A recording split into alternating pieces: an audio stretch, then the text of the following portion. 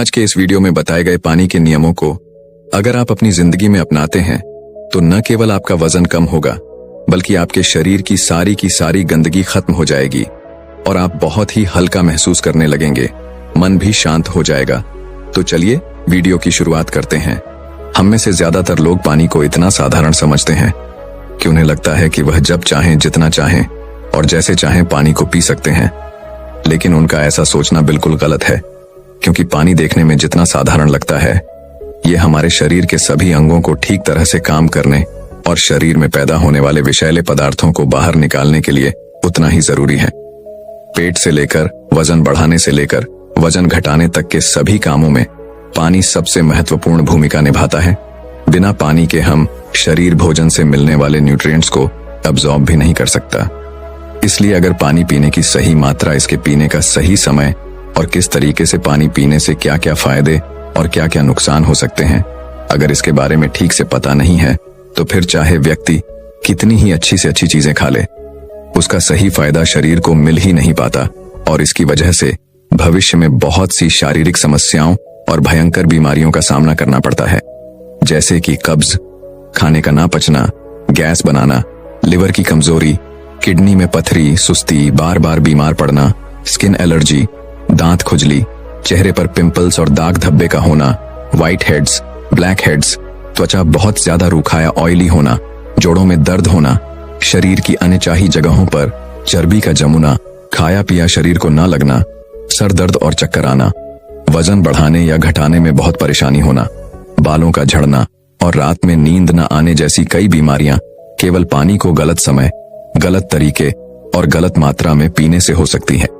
इसीलिए आज के इस वीडियो में हम जानेंगे कि पानी हमारे शरीर में जाकर करता क्या है, पानी कब पीना चाहिए और कब नहीं पीना चाहिए, पानी की सही मात्रा क्या है, यानी एक दिन में कितने ग्लास पानी पीना चाहिए, पानी को कैसे पीना चाहिए, अगर शरीर में पानी की कमी हो रही है तो उसे कैसे पहचानना है, पानी को किस बर्तन में स्टोर करके रखना चाहिए और पानी वजन बढ़ाने या घटाने में कैसे मदद करता है। तो आइए शुरू करते हैं पहले प्रश्न से कि पानी हमारे शरीर में जाकर करता क्या है। दोस्तों, हमारी शरीर का 60 से 70 हिस्सा पानी से बना है और हमारे शरीर के सभी आंतरिक अंग जैसे पाचन तंत्र, किडनी, लिवर, फेफड़े आदि पानी की मदद से ही अपना काम सही तरीके से कर पाते हैं। इसके अलावा हमारे शरीर में पानी का सबसे अधिक उपयोग शरीर की गंदगी को बाहर निकालने और कोशिकाओं को जिंदा रखने में होता है। मलमूत्र, पसीना और श्वास के जरिए शरीर को साफ रखने में हमारे शरीर से रोज लगभग 2 लीटर पानी बाहर निकल होता है, जिसे शरीर में रिस्टोर करना भी जरूरी होता है। अब प्रश्न उठता है कि एक दिन में हमें कितना पानी पीना चाहिए और अगर शरीर में पानी की कमी हो गई है तो इसका पता हमें कैसे चलेगा। दोस्तों, शरीर में पानी की कमी होते ही शरीर विभिन्न तरीकों से इसका संकेत भेजना शुरू कर देता है, जैसे पाचन शक्ति कमजोर होने लगती है, मुंह सूखने लगता है, चेहरे और शरीर की त्वचा धीरे धीरे रूखी, बेजान और ढीली पड़ने लगती हैं, आंखें ढसने लगती हैं और पेशाब का रंग अत्यधिक पीला हो जाता है। यह कुछ सामान्य लक्षण हैं शरीर में पानी की कमी के, और अगर लंबे समय तक शरीर में पानी की कमी बनी रहती है तो फिर ये लक्षण अब इसमें गंभीर बीमारी का रूप भी ले सकते हैं। इसीलिए हर दिन पर्याप्त मात्रा में पानी का पीना बहुत आवश्यक होता है। अब प्रश्न उठता है कि एक दिन में कितना पानी पीना चाहिए और पानी कैसा होना ही, यानी ठंडा, गर्म या नॉर्मल। दोस्तों, पानी में 0 कैलोरी होने के बाद भी यह हमारे शरीर को हाइड्रेट रखकर शरीर की गंदगी को बाहर निकालता है और शरीर को साफ साफ सुथरा रखता है। वैसे एक व्यक्ति को दिन भर में कितना पानी पीना चाहिए, इसकी कोई निश्चित मात्रा फिक्स नहीं है। पानी की मात्रा उस व्यक्ति की सेहत, वह जहां रहता है, वहां का मौसम, उसका वजन और उसके दिन भर की फिजिकल एक्टिविटी पर निर्भर करता है। लेकिन फिर भी एक सामान्य व्यक्ति को दिन भर में कम से कम 10 से 12 ग्लास पानी जरूर पीना चाहिए। और अगर कोई व्यक्ति फल, हरी सब्जियां, दूध और जूस का अधिक सेवन करता है तो उसके पानी पीने की मात्रा इससे भी कम हो सकती है, क्योंकि उसके शरीर को इन सभी चीजों से भी काफी सारा पानी मिल जाता है। लेकिन गर्मी के मौसम में पानी की मात्रा बढ़ाई जा सकती है और वो लोग जो एक्सरसाइज या शारीरिक मेहनत वाला काम करते हैं, उन्हें भी सामान्य लोगों की तुलना में थोड़ा ज्यादा पानी पीना चाहिए। अब यहाँ अगला प्रश्न ये उठता है कि क्या जरूरत से अधिक पानी पीने पर शरीर को कोई नुकसान भी हो सकता है? तो इसका उत्तर है हाँ, क्योंकि जरूरत से ज्यादा कोई भी चीज हानिकारक ही होती है। ज्यादा मात्रा में पानी पीने से हमारी किडनी का काम बढ़ जाता है और खून में सोडियम की मात्रा कम होने का खतरा बढ़ जाता है। लेकिन ऐसा होने के चांसेस बहुत कम है, क्योंकि अक्सर लोग उतना भी पानी नहीं पी पाते जितने में ये सारी समस्याएं शुरू हों। ये सारी समस्याएं तभी होती हैं जब व्यक्ति एक दिन में कम से कम 4 से 5 लीटर से ज्यादा पानी पी ले। अब प्रश्न उठता है कि पानी को किस तरीके से पीना चाहिए, यानी पानी पीने का सही तरीका क्या है। अक्सर लोगों को लगता है कि वो पानी को जितना चाहें और जैसे चाहें पी सकते हैं, लेकिन उनका ऐसा सोचना बिल्कुल गलत है, क्योंकि एक ही तरह के पानी को अलग अलग तरीके से पीने से उसका हमारे शरीर पर अलग अलग तरह का असर पड़ता है। आपने अपने बड़ों को यह कहते हुए सुना होगा कि खड़े होकर पानी नहीं पीना चाहिए, क्योंकि इससे जोड़ों में दर्द हो सकता है। खैर, इसके पीछे एक आयुर्वेदिक कारण है। आयुर्वेद के अनुसार खड़े होकर कुछ भी पीने से शरीर में तरल पदार्थों का संतुलन बिगड़ जाता है, जिससे जोड़ों में अतिरिक्त तरल पदार्थ जमा हो जाता है, जिससे उम्र बढ़ने के साथ जोड़ों में दर्द होने की समस्या शुरू हो जाती है। इसीलिए पानी को हमेशा बैठकर और आराम से घुट घुट करके पीना चाहिए। पानी का एक घुट मुंह में भरने के बाद उसे कुछ सेकंड तक मुंह में इधर उधर घुमाएं, उसके बाद उठ गईं, क्योंकि ऐसा करने से हमारे मुंह में उपस्थित लार, जो कि क्षारी यानी अल्कलाइन नेचर की होती है, वह पानी में अच्छे से खुल जाती है और पेट में जाकर पेट के अम्लीय माध्यम को उदासीन कर देती है, जिससे एसिडिटी और पेट फूलने जैसी समस्याओं से छुटकारा मिलता है और पाचन शक्ति मजबूत होती है। इसके विपरीत जल्दी जल्दी पानी पीने से मुंह की लार उस पानी में नहीं घुल पाती और हमारी किडनी भी उस पानी को ठीक से फिल्टर नहीं कर पाती। इसलिए पानी को हमेशा बैठकर आराम से ही पीना चाहिए। इसके साथ ही एक बार में 1 या 1.5 ग्लास से ज्यादा पानी नहीं पीना चाहिए, क्योंकि एक ही बार में ज्यादा पानी पी लेने से हमारी किडनी उस पानी को ठीक से फिल्टर नहीं कर पाती और फिर वह पानी बिना एक इस्तेमाल हुए ही पेशाब की जगह शरीर से बाहर निकल जाता है। अब अगला प्रश्न उठता है कि पीने का पानी ठंडा, गर्म या नॉर्मल कैसा होना चाहिए। दोस्तों, हम जब भी कोई ठंडी चीज खाते या पीते हैं तो पहले हमारा शरीर उस चीज को शरीर के तापमान तक गर्म करता है, फिर उस पर अपना काम शुरू करता है। पानी के साथ भी कुछ ऐसा ही होता है। जब हम बहुत ठंडा कर पानी पी लेते हैं तो पहले हमारा शरीर उस पानी को गर्म करता है, फिर काम में लेता है और इस प्रक्रिया में शरीर की बहुत सी ऊर्जा खर्च हो जाती है और हमारे शरीर को भी इस पानी के उपयोग के लिए तब इंतजार करना पड़ता है जब तक यह गर्म नहीं हो जाता। और इसके साथ ही ठंडा पानी हमारे द्वारा खाए गए खाने को बहुत सख्त बना देता है, जिससे पाचन क्रिया धीमी पड़ जाती है और कब्ज होने की संभावना बढ़ जाती है। इसीलिए पानी हमेशा कमरे के तापमान का या फिर हल्का गर्म ही पीना चाहिए, क्योंकि ऐसे पानी को हमारा शरीर तुरंत काम पर लेता है और हमारे द्वारा खाए गए खाने को तोड़ने में भी हल्का गर्म पानी बहुत मदद करता है, जिससे पाचन शक्ति बढ़ती है और पेट भी खुलकर साफ होता है। अब अगला प्रश्न उठता है कि पानी को कब पीना चाहिए और कब नहीं पीना चाहिए। तो पहले हम यह जान लेते हैं कि पानी को कब नहीं पीना चाहिए। पहला, खाना खाने के तुरंत बाद पानी नहीं पीना चाहिए। जैसे ही खाना हमारे पेट में पहुंचता है, उस खाने को पचाने के लिए पेट बहुत से पाचक रस निकालता है। जठर ग्रंथियों से अंग निकलता है, जो कि भोजन को पचाने के लिए बहुत जरूरी है। लेकिन जब हम भोजन के तुरंत बाद पानी पी लेते हैं तो ये सारे पाचक रस और अंगल पानी में घुलकर बहुत पतले हो जाते हैं, जिससे हमारी पाचन क्रिया बहुत धीमी हो जाती है, या यह कहो कि भोजन सही से पचने की बजाय सड़ना शुरू कर देता है। और जब यह भोजन सड़ता है तो न केवल हमारा शरीर इस भोजन से मिलने वाले पोषक तत्वों को अवशोषित नहीं कर पाता, बल्कि हमें भोजन के सड़ने से होने वाली बहुत सी बीमारियों का सामना भी करना का है, जैसे पेट का फूलना, गैस बनाना, कब्ज का होना, एसिडिटी इत्यादि। आपने बहुत से लोगों को कहते भी सुना होगा कि मैं तो हमेशा अच्छा और हेल्थी खाना ही खाता हूं, लेकिन फिर भी मेरा वजन कम नहीं हो रहा या वजन बढ़ नहीं रहा। तो इसका सबसे बड़ा कारण यही है कि आप खाने के ठीक पहले या खाने के ठीक बाद बहुत सारा पानी पी लेते हैं। खाने के ठीक पहले, खाने के दौरान या खाने के बाद 1 या 2 घूंट पानी पी लेने में कोई बुराई नहीं है, लेकिन यहाँ 1 या 2 घूंट से मतलब है सिर्फ गले को गीला करने जितना पानी पीना। आयुर्वेद के अनुसार आवर, खाना खाने से 40 मिनट पहले और खाना खाने के 1 घंटे बाद आप मन भर कर पानी पी सकते हैं। अगर दोपहर के खाने के बाद आप कुछ पीना ही चाहते हैं तो आप छाछ या मट्ठा पी सकते हैं। दूसरा, रात में सोने से ठीक पहले यह अचानक नींद खुलने पर पानी पीकर सोना। दोस्तों, दिन के समय पानी पीना जितना फायदेमंद होता है, रात में ज्यादा पानी पीना उतना ही नुकसान पहुंचा सकता है, क्योंकि सोते समय हमारा शरीर आराम स्थिति में होता है, यानी वह उतना एक्टिव नहीं होता जितना दिन में होता है। इसीलिए रात में पिया गया पानी बिना ठीक से इस्तेमाल हुए सीधा किडनी में फिल्टर होने पहुंच जाता है, जिससे हमारी किडनी पर एक्स्ट्रा जोर पड़ता है और उसे नुकसान पहुंचता है।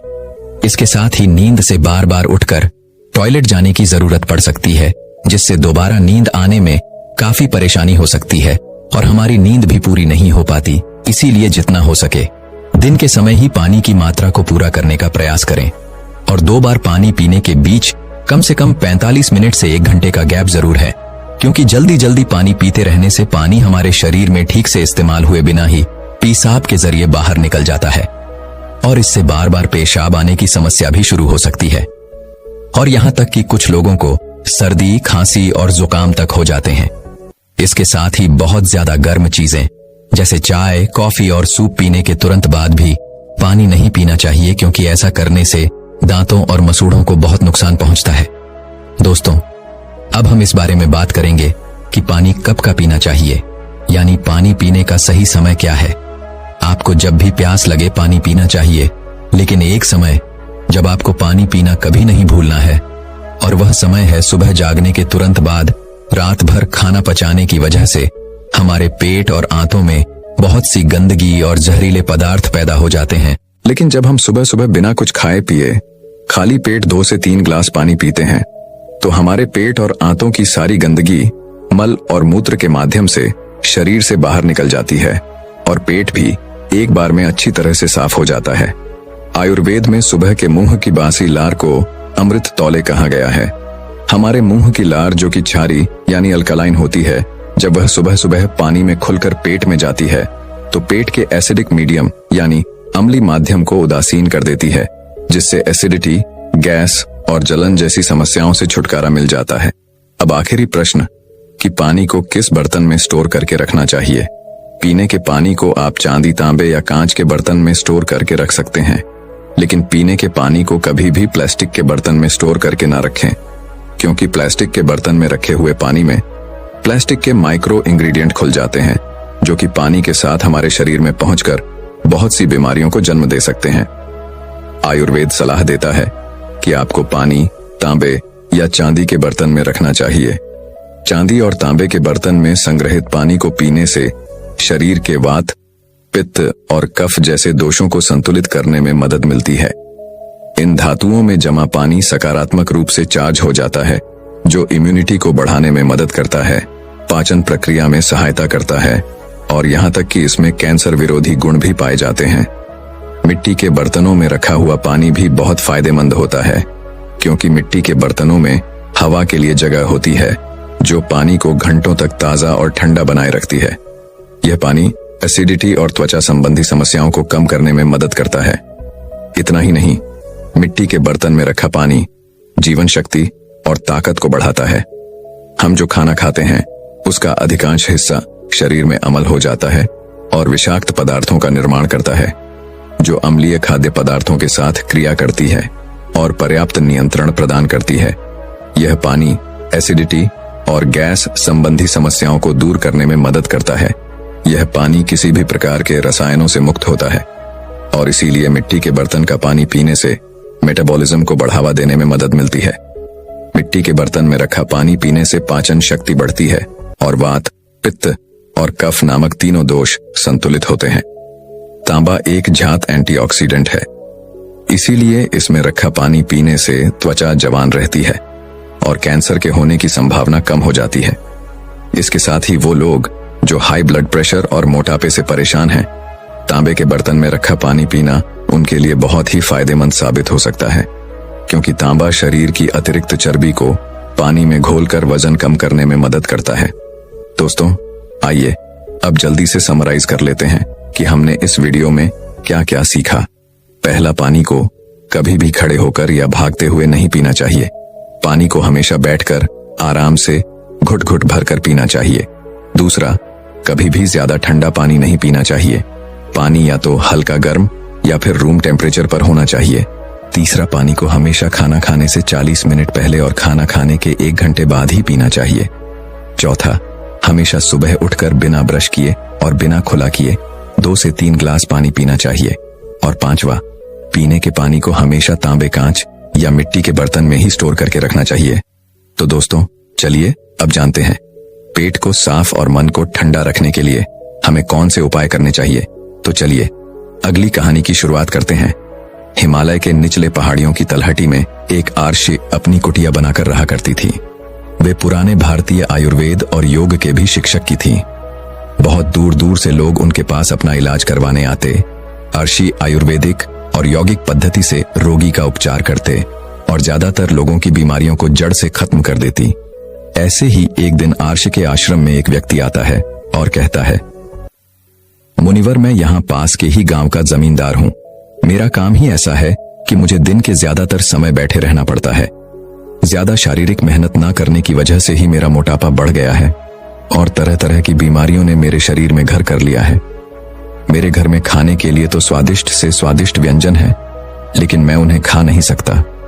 अब तो मेरा मोटापा इतना बढ़ गया है कि मुझे उठने, बैठने और चलने में भी तकलीफ होती है। तो क्या आप मुझे कोई ऐसा तरीका बता सकते हैं जिससे ज्यादा मेहनत ना करके भी मैं अपने शरीर को स्वस्थ रख सकूं और इन तमाम बीमारियों से छुटकारा पा सकूं? आर्षी ने कहा, बिल्कुल ऐसा तरीका भी है। इसके लिए तुम्हें सबसे पहले अपने शरीर में जमी गंदगी को बाहर निकालना होगा। जैसे ही तुम्हारे शरीर में जमी गंदगी बाहर निकलेगी और तुम्हारा शरीर अंदर से साफ होगा, तो तुम्हारा वजन अपने आप कम होना शुरू हो जाएगा, त्वचा साफ हो जाएगी और तुम खुद को पहले से बहुत ज्यादा ऊर्जावान महसूस करोगी। सबसे पहले तो तुम यह समझो कि जब हम कुछ खाते हैं तो उसका हमारे शरीर के अंदर जाकर होता क्या है। पहले तो खाना हमारे पेट में जाता है, जहां पर वह टूटता है। फिर हमारी छोटी आंत में, जहां से भोजन की जरूरी चीजें हमारा शरीर अवशोषित करता है। फिर बड़ी आंत से होता हुआ वह मल के रूप में शरीर से बाहर निकल जाता है। लेकिन क्या हर तरह के भोजन को इस चक्र को पूरा करने में एक समान समय लगता है? नहीं, फलों को लगते हैं लगभग 3 घंटे। 1 घंटे हमारे पेट में, 1 घंटे छोटी आंत में और 1 घंटे बड़ी आंत में। इसी अनुपात में सब्जियों को रखते हैं 6 घंटे और मजबूत अनाज जैसे गेहूं, चावल और दानों से बने पदार्थों को यह चक्र पूरा करने में लगते हैं लगभग 18 घंटे। यानी कि जिस भोजन में जितना कम पानी होता है, उस भोजन को शरीर से निकलने में उतना ही ज्यादा समय लगता है। जमींदार ने कहा, मुनिवर, जैसा कि आपने कहा कि अन्न को पूरी तरह से पचाकर शरीर से बाहर निकालने में 18 घंटे का समय लगता है, लेकिन मैं तो दिन में 3-3, 4-4 बार खाता हूं। आर्षी ने कहा, यही तो तुम गलती कर रहे हो। पहले वाला खाना बचा नहीं कि तुमने ऊपर से और डाल दिया। परिणाम स्वरूप पहले वाला खाना अपशिष्ट के रूप में पूरी तरह से निकल ही नहीं पाता। वह अंदर ही अंदर सड़ता रहता है और फंगस और कीड़े पैदा करता है। आर्षी ने जमींदार की तरफ देखते हुए कहा, तुमने लोगों के पेट में कीड़े पड़ने वाली बातें सुनी होंगी। आखिर वह कीड़े आते कहां से हैं? वह कीड़े इसी अधपंचे अंदर सड़ रहे खाने से पैदा होते हैं, जो कि हमारी आंतों में चिपका रहता है।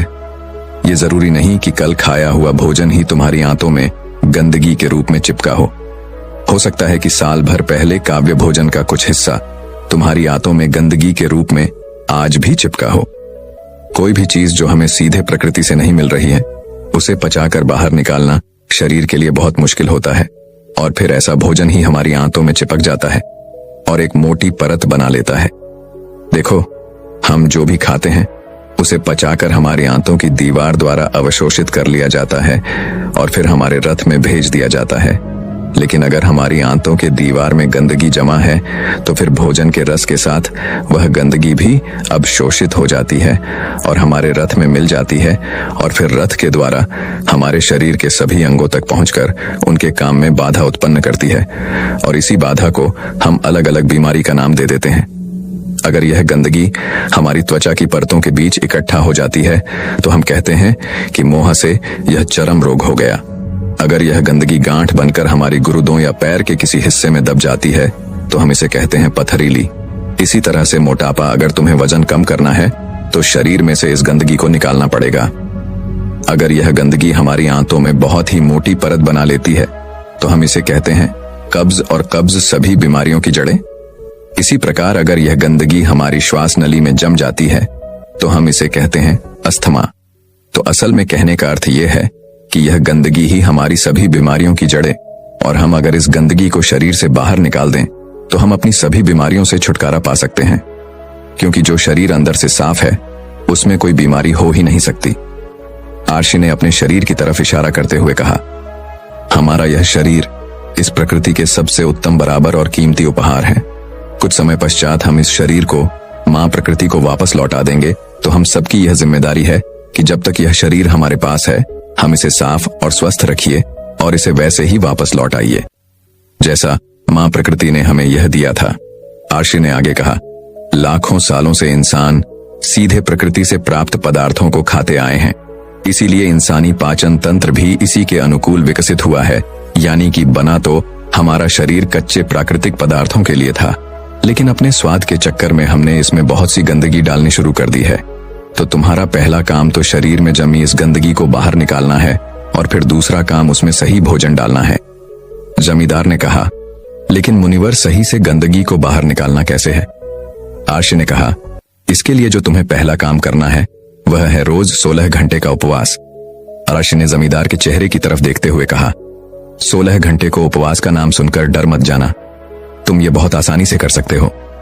देखो, जो शक्ति हमारे अंदर से गंदगी को निकालेगी, वजन कम करेगी, बीमारी ठीक करेगी, वो हमारे अंदर ही है। वो किसी दवाई या औषधि में नहीं है, और उपवास करके हम उस शक्ति को उसका काम करने का समय देते हैं। देखो, जब किसी व्यक्ति की हड्डी टूटती है तो हम उसे बाहर से बांध देते हैं, उस हड्डी को एक जगह पर स्थिर रखने के लिए, उसे इनाम देने के लिए, और कुछ दिनों बाद वह हड्डी अपने आप ही जुड़ जाती है। ऐसा तो नहीं था कि हमने उस हड्डी को जोड़ने के लिए उस पर कोई दवा लगाई थी। फिर उस हड्डी को जोड़ा किसने? उसे जोड़ती है हमारे अंदर मौजूद प्राण शक्ति। यह प्राण शक्ति बहुत ताकतवर होती है। सोचो, अगर यह प्राण शक्ति हमारी हड्डी जोड़ सकती है तो क्या यह हमारे अंदर की गंदगी को बाहर नहीं निकाल सकती? क्या यह पृथ्वी को नहीं तोड़ सकती? जरूर कर सकती है। जब प्राण शक्ति अपना काम करना शुरू करती है तो यह किसी भी बीमारी को ठीक कर सकती है, फिर चाहे वह बीमारी कहीं भी हो और कितनी पुरानी क्यों ना हो। सबसे पहले तो तुम प्राण शक्ति के काम करने का तरीका समझो। प्राण शक्ति एक समय में केवल एक ही काम को अच्छे तरीके से कर सकती है, या तो भोजन को पचाने का काम, या फिर शरीर की आंतरिक मरम्मत और इलाज का काम। लेकिन दुर्भाग्य से ज्यादातर लोग हर समय खाते ही रहते हैं, और वो इस प्राण शक्ति को अपना दूसरा काम करने का समय नहीं देते, क्योंकि जैसे ही भोजन हमारे अंदर जाता है, प्राण शक्ति उस भोजन को पचाने के काम में लग जाती है। हमने सुबह नाश्ता किया, प्राण शक्ति उसे अच्छे से पचा नहीं पाती कि हमने दोपहर का खाना खा लिया, वह भी नहीं पचा, और हमने शाम को फिर कुछ खा लिया, वो भी नहीं पच पाया, और हमने रात का खाना खा लिया। इस तरीके से प्राण शक्ति 24 घंटे और 7 दिन बस खाने को पचाने नहीं लगी रहती है। उसे कभी भी शरीर की बीमारियों का इलाज करने और शरीर में जमी गंदगी को बाहर निकालने का समय नहीं मिल पाता। तो अगर हम चाहते हैं कि प्राण शक्ति हमारे शरीर पर भी अपना काम कर सके, तो हमें रोज कुछ समय के लिए उसे भोजन को पचाने के काम से मुक्त रखना होगा। और ऐसा हम कर सकते हैं 16 घंटे उपवास रखकर। अगर तुम रात को 8 बजे अपना खाना खाते हो तो कोशिश करो कि सुबह 12 बजे तक कुछ भी ना खाओ। अगर तुम सुबह 12 बजे तक भूखे नहीं रह सकती तो तुम सुबह नाश्ते में कोई जूस या नारियल पानी पी सकते हो। अगर तुम्हारा काम ऐसा है कि तुम्हें 12 बजे के पहले भोजन करना ही पड़ता है तो तुम रात में जल्दी भोजन कर सकते हो, जैसे कि शाम को 6 बजे। फिर तुम सुबह 10 बजे के बाद अपना भोजन कर सकते हो। तुमने सुना होगा कि हमारे पूर्वज अपना रात का भोजन सूरज डूबने से पहले ही कर लेते थे। वो ऐसा इसलिए करते थे ताकि भोजन को पचाने के बाद प्राण शक्ति को कुछ समय शरीर के उपचार के लिए भी मिल जाएगी। मान लो तुम शाम को 6 बजे अपना भोजन कर लेते हो, और अगर तुम्हारा भोजन हल्का है तो यह रात को 2 बजे तक आसानी से पच जाएगा। उसके बाद रात को 2 बजे से सुबह 10 बजे तक, यानी 8 घंटे का समय प्राण शक्ति को खाली मिलेगा। अगर 30 दिनों तक इस नियम का पालन करते हो तो यह समय हो जाएगा 240 घंटे, और 1 साल में यह समय बढ़कर हो जाएगा 2880 घंटे यानी एक साल में प्राण शक्ति को 2880 घंटे का समय मिल जाएगा हमारे शरीर का उपचार व आंतरिक मरम्मत करने का।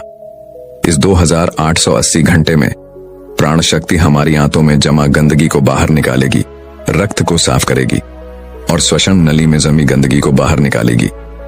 इतने समय में प्राण शक्ति किसी भी गंदगी और किसी भी बीमारी को शरीर से बाहर निकाल सकती है। लेकिन आजकल लोगों को लगता है कि अगर वह उपवास करेंगी तो वह कमजोर पड़ जाएंगे, लेकिन ऐसा नहीं है। हजारों साल पहले हमारे पूर्वजों के पास भोजन की कोई निरंतरता नहीं होती थी। कई बार तो उन्हें कई कई दिनों तक भूखे रहना पड़ता था। तो यह इंसानी शरीर विकसित ही ऐसे हुआ है कि इसे समय समय पर उपवास करने की आदत है। अजीब बात तो यह है कि हम हर समय कुछ न कुछ खाते ही रहें। हमारे कुछ बुद्धिजीवी पूर्वज इस बात को समझते थे कि अगर किसी व्यक्ति को उपवास करने के लिए कहा जाएगा तो वह नहीं करेगा। इसीलिए उन्होंने उपवास को हमारे धर्मों के नाम पर किताबों में इसे जोड़ दिया है ताकि लोग समय समय पर उपवास करते रहें। उपवास के दौरान हमारी प्राण शक्ति शरीर के हर अंग की गहराई तक पहुंचकर वहां जमी गंदगी को मलमूत्र, कफ और पसीने की मदद से शरीर के बाहर निकाल देती है। आर्शी ने जमींदार से कहा, एक बात का हमेशा ध्यान रखना कि रात का भोजन हमेशा हल्का होना चाहिए और अगर तुम अभी से 16 घंटे का उपवास नहीं कर सकते तो तुम 14 घंटे से शुरुआत करो और इसे धीरे धीरे 16 घंटे तक ले जाओ। पहले तो यह तुम्हें मुश्किल लगेगा, फिर धीरे धीरे यह तुम्हारी आदत का हिस्सा बन जाएगा। आर्शी ने कहा, दूसरा तरीका जिससे तुम अपने शरीर की गंदगी बाहर निकाल सकते हो वह है शरीर की मालिश और पसीने के माध्यम से। जब हम कम से कम हफ्ते में 3 बार तेल से अपने शरीर की अच्छी तरह मालिश करते हैं तो इससे हमारे रक्त की गति तेज होती है और यह गतिशील रक्त अपने साथ नसों में जमी गंदगी को बहाकर गुरु तक ले जाता है, जहां से इस गंदगी को मल मूत्र के द्वारा शरीर के बाहर निकाल दिया जाता है। इसी प्रकार जब कोई व्यक्ति कड़ी मेहनत करता है तो उसके शरीर में जमी गंदगी और चर्बी पसीने के रूप में बाहर निकल जाती है। आर्शी ने आगे कहा, स्वस्थ रहने के लिए शरीर से गंदगी निकालकर उसमें सही भोजन डालने की जरूरत होती है। अब मैं तुम्हें भोजन के 3 नियमों के बारे में बताने जा रहा हूं। पहला नियम, अपने भोजन में कम से कम 40 से 50% जीवित भोजन शामिल करो। फिर चाहिए फल हो, हरी सब्जियां, सूखे मेवे भी या अंकुरित अनाज। कुल मिलाकर यह पका हुआ नहीं होना चाहिए। ज्यादातर लोग मरा हुआ भोजन खाते हैं और फिर वह स्वस्थ रहने की उम्मीद करते हैं। मरा हुआ भोजन करने का अर्थ यह है कि हम एक मृत वस्तु से जीवन निकाल रहे हैं, तो यह पहले हमारे शरीर से ऊर्जा लेगा, फिर यह हमें ऊर्जा देता है। भोजन को पचाने के लिए सभी जरूरी पाचक रस सिर्फ शरीर में ही नहीं होते, ये उस भोजन में भी पाए जाते हैं। लेकिन जब हम भोजन को पकाते हैं तो उसमें से बहुत से जरूरी पाचक रस नष्ट हो जाते हैं और जब हम बिना पाचक रस वाला भोजन खाते हैं तो हमारे शरीर को वो सभी पाचक रस फिर से बनाने पड़ते हैं जो नष्ट हो चुके हैं। लेकिन किसी भी व्यक्ति का पाचन तंत्र कितना ही अच्छा क्यों ना हो, वह उन सारे पाचन प्रसंगों को फिर से नहीं बना सकता जो नष्ट हो चुके हैं। वो बस कुछ हद तक उन्हें बना सकता है। दूसरा नियम, शुद्ध शाकाहारी भोजन खाए, यानी ऐसा भोजन जो पेड़ों से आता है, न कि जानवरों से मांस, मछली या अंडा। इसे बिल्कुल न खाए। प्रकृति ने हमारे शरीर को जानवर खाने के लिए बनाया ही नहीं। तीसरा नियम, बासी या बहुत देर से रखा हुआ भोजन न खाए। भगवत गीता के 17वें अध्याय के 10वें श्लोक में भगवान श्री कृष्ण कहते हैं कि जो भोजन पका हो उसे पकने के 1 पैर यानी 3 घंटे के अंदर खा लेना चाहिए, क्योंकि 3 घंटे के बाद वह भोजन तामसिक हो जाता है, उसमें से प्राण जाने लगते हैं। इसीलिए भारतीय और एक संस्कृति में यदि पका हुआ भोजन 3 घंटे से अधिक देरी से रखा हुआ है तो उसे नहीं खाया जाता। हमारे पूर्वज भी इसी नियम का पालन करते थे, इसीलिए भोजन चूल्हे से सीधे उनके थाली में आता था। लेकिन आजकल ज्यादातर लोग सुबह का भोजन शाम को और रात का बचा हुआ भोजन सुबह करते हैं और बहुत सी बीमारियों को निमंत्रण देते हैं। आरशी ने जमींदार के चेहरे की तरफ देखते हुए कहा, अगर तुम इन नियमों का पालन करोगे तो तुम्हारी बीमारी भी ठीक हो जाएगी, तुम स्वस्थ रहोगे और कभी भी बीमार नहीं पड़ोगे। दोस्तों, मैं उम्मीद करता हूँ कि यह कहानी सुनने से आपके जीवन में अच्छे बदलाव आए होंगे। आपको इस वीडियो से क्या सीखने मिला ये कमेंट करके जरूर बताएं और अपने परिवार, दोस्तों या आपके करीबी इंसान के साथ ये कहानी शेयर करके उन्हें भी इस ज्ञान से परिचित करवाएं। बाकी अगर आपको यह वीडियो दिल से अच्छी लगी हो तभी इस वीडियो को लाइक कर देना और आपने अब तक इस चैनल को सब्सक्राइब ना किया हो तो चैनल को सब्सक्राइब भी जरूर कर देना। आपका हर दिन शुभ हो और खुशियों से आपका जीवन भरा रहे। धन्यवाद। नमो बुद्धाय।